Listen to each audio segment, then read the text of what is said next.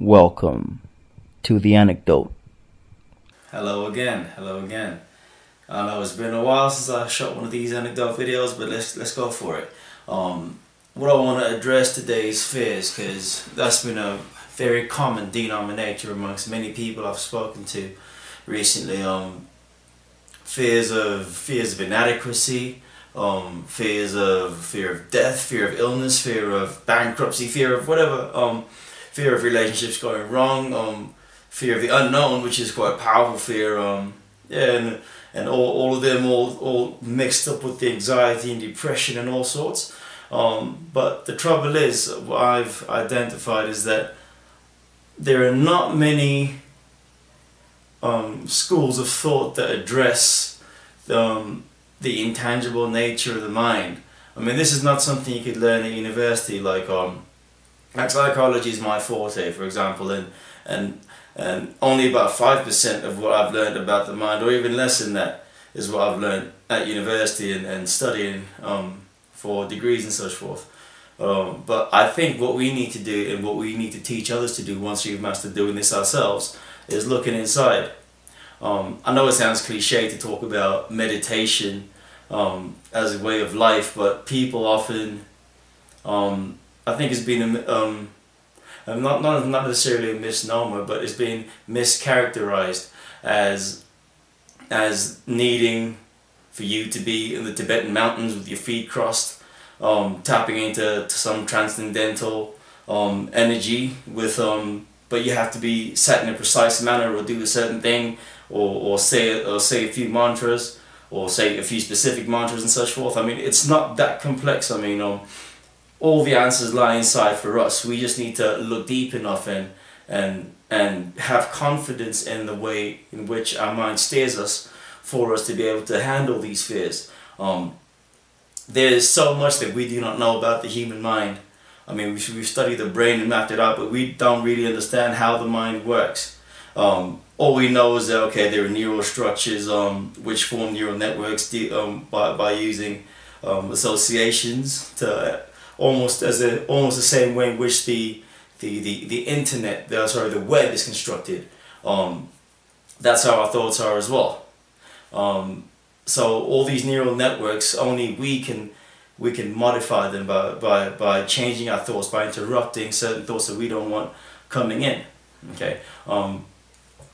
We all have negative thoughts that plague us, and I'm yet to come across people that actually enjoy their negative thoughts, because not necessarily negative thoughts, but the negative feeling that you get from those thoughts. Okay. Or which I believe can all be dressed under anxiety and depression. Okay, because that's where fear lies in my mind too. So a lot of these thoughts, they can be interrupted, but it's very difficult to get into that mental mode of being able to brainwash ourselves, to make ourselves believe that like everything will be okay, I've got it all under control, and such forth. But it's very difficult. It's very difficult because reality kicks in and you realize your problems are still there. Okay, I mean, you go to sleep at night. When you wake up the next morning, or you had no problems while you were asleep, but when you wake up the next morning, your problems are still there, right? So you had that temporary escape from it. Some will suggest that it sends you to another dimension. Some will suggest that it's irrelevant. Well, I to some degree do believe there is some kind of relevance in it. I don't know how credible certain studies are, but we've understood that the unconscious mind is actually more powerful than the conscious mind. But that, I believe, should be studied even further. Actually, I'm not sure if I disagree with, actually, but yeah, I would like to see more studies going down this route. But the trouble is, we create obstacles for ourselves where there are none. Okay, certain problems, we actually help to expand them. We give them energy, because all we do is stress over these things. Okay, so and that just gives more fuel to our fears. Okay, so as I was speaking about the associations of neural networks, as the neurons themselves form networks in your brain, and science still, and I don't think there are any schools of thought which can explain this phenomenon in detail as to what the mind actually is, because no one really understands it, but we continue to search, we continue to find out new things, and what's interesting for me is everyone's findings are different, everyone's results are different. Everyone uses different neural pathways to navigate the world, because the mind is obviously what creates the world in front of you, as you can see it. I mean, if you're not there, it's not there, right? It only exists because you're there. Think about that for a second. Yeah, so for me, talking about the whole associations and interrupting negative thought, you need to get to the point where you can brainwash yourself. Very difficult thing to do. Very difficult thing to do. And back to the point about meditation, it takes you to get to a calm place where you can just reduce your stresses. I mean, you have your own ways of doing it. I have mine too. But cultivating this is what will make you more proficient at doing so, is what will make you more proficient at handling these fears. Okay. Once again, this is the anecdote. There is no concrete scientific evidence on my part that I've actually conducted or constructed that proves this to 100% certainty. I don't believe there's anything like that in existence anyway. But this is the anecdote. This is my personal anecdote. This is my story as to, based on my experiences in my mind. Okay, you can make your own references and figure out your own ways as well. But for me, this works. What I normally do is I just interrupt the thought as I hear it, as I feel it coming in. Okay, I don't shy away from it. It's like a high school bully. If he starts picking on you or she starts picking on you, and you don't show any form of potential to do the same damage to him or her, that makes you weak if you don't show that, right? And that gives them the energy that they feed off your fear. Okay, regardless of what situation you might be in, or you might be in prison, and you might have a very bullying cellmate, or you could be in the workplace and your boss could be a bully or someone who's just full of negative thought and trying to influence people's emotions negatively. So you need to understand that you cannot shy away from this. You need to attack this head on as it comes in, or otherwise, the more you turn your back, you're giving off more fear. You give those particular problems of yours more energy, so to speak. So one thing that I feel really helps me is coming up with my own mantras that I know will help me to shift the thought itself from one neural network to another. Okay, so I might use a phrase like "I win every time." Look myself in the mirror and tell myself that I win every time. Okay, so that takes me away from the fear. It makes me feel empowered. It makes me feel more capable. It enhances my capacity to deal with whatever I'm confronted with. Okay, I mean, I suffered from insomnia for a long time because I had these nightmares. I just did not know how to deal with them until I began speaking to some other friends of mine who tell me that they had nightmares too. And in these nightmares, the moment you stop being scared is the moment where you realize how powerful you really are. Okay, and I believe this applies to the physical world as we see it, and which I believe obviously is constructed by the mind as well. If you believe something, it somehow manifests into your life. It somehow is reflected in your energy. Okay, so if you believe, okay, I'm weak, there's nothing I can do, I'm vulnerable, you become that. But you need to dig deep inside yourself to find ways, to find methods that are unique to you. No one can duplicate this method. You have to do it on your own. Like the great people that have gone beyond will tell you, each and every one will tell you, you have to find that which is within you that will allow you to tap into that higher level of consciousness or higher frequency, or a more pleasurable state of mind where you don't have these fears. Not necessarily because these fears, for me, I feel as if for some in this dimension, these fears will always be there. So, similar to what the yin yang symbol represents about the good being in the bad and some of the bad being in the good. Something I feel works very well is is replacing that fear that you have with a less frightening fear. Okay, and then if you cannot brainwash yourself, that's how you do it.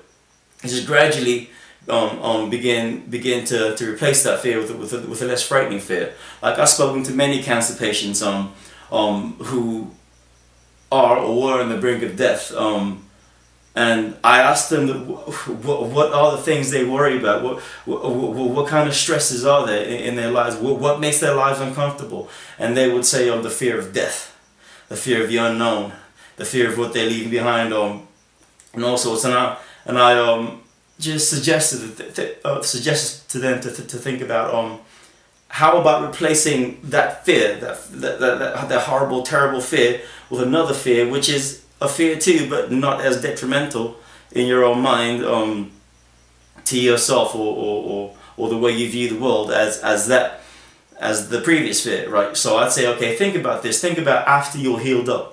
Because most of these people have had to obviously stop working because they couldn't move about physically. They were just ill all the time. They've not been able to organize their lives anymore. The lives are basically in tatters. They've given up.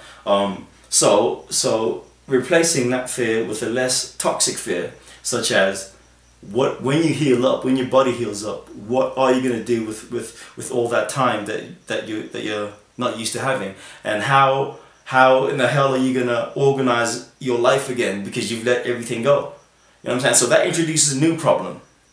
And one thing I realized is which is a great discovery for me, is that you cannot have more than one fear operating at one time. You cannot have more than one negative thought occupying that one space in your mind at one time. Okay, not necessarily time. I should use the word moment. Because it's more abstract and it kind of applies to this more. You cannot have the fear, more than one fear or more than one negative thought at one time. You always have to replace it with something. Okay, these thoughts, it's almost as if it's like a circular motion to make it less abstract, whereby every time you just boom, you go past a negative thought, boom, you have more happier thoughts and less negative thoughts, and the idea is to expand on the happier thoughts and reduce the negative thoughts, right? So as you do that, you replace the fear of death, the fear of what's to come, with another fear, which is how am I going to organize my life now? What am I going to do? How am I going to get my things in order? And then from that level, you move on to another fear, which is not as threatening as the previous one. I'm finding it difficult to think of any kind of examples here, but I mean, you can just keep playing with it. That's how you slowly begin to brainwash yourself. That's how you slowly begin to brainwash yourself into happiness, right? And then I have this good friend of mine, Vito. He's good-looking guy, buff guy. They just love him. He comes to me this one time, and he's in panic. So I'm picking him up. He jumps in the car and tells me, "Dude, these women love me. I don't know what to do," and he's panicking, and it's a problem for him. And that made me smile, like thinking to myself, and so you can actually get to the level where you complain about having too much love in your life. You know what I'm saying? Because that's all you've done. You replaced the negative thoughts with other negative thoughts, but the negative thoughts that are not as powerful and detrimental to your well-being. You understand what I'm saying? So from there on, that's how you move up, and then you create this. It's your fantasy in your own head. Only you can sort this out, okay? And it's unique to you. No one else can do it. And then from there on, you just begin changing these problems. And then if you feel as if your vibrational frequency is dropping and you're not able to cultivate as many positive thoughts as you were before, just take it back a notch and just keep lying to yourself a bit more, brainwashing yourself, okay? Because the main idea is to replace all the detrimental ones with ones that are less detrimental, to the point where you can just brainwash yourself into happiness. Try that out for a while. See how it works for you. For extra guides or extra information regarding the stuff that I read, like, because people are quite interested in stuff I read. I read stuff such. I'll recommend a few books like Osho, Dimensions Beyond the Known. I'm not much of a reader, but the stuff I do read primarily from people who have gone beyond, so to speak. I read the Dharma. The Dharma is quite good. It's by the writings of the Buddha. very good one is Lao Tzu, Tao Te Ching. He explains what people believe is God or energy or the grand spirit or and the void and such forth. He goes and he writes in a very poetic manner. And I've gone through the writings of Shang Tzu and Mo Tzu, but they write in very complex poetry as well, though. But it's for me is more difficult to understand as opposed to the Tao Te Ching, which is only about 81 chapters or 30 pages, and I just keep reading it over and over. It's just so interesting. I mean, but you need to be at a certain frequency to understand it on the level that I understand it. Because every time you read it, you should be wowed by the Tao Te Ching, because you sense that this person who's written this has attained a new level of understanding, something that we're yet to comprehend. And there are other books as well, but I can't just think of them off the top right now, though. But these are basic tools that might help you or might give you an idea as to how to navigate this complex mind of ours that no one's ever taught us to navigate. And I will post another video on this as well, just to follow up, because it's a very interesting topic. I could talk about this for ages. But for this week, that's the anecdote for the anecdote. I'm Absalom. See you next time.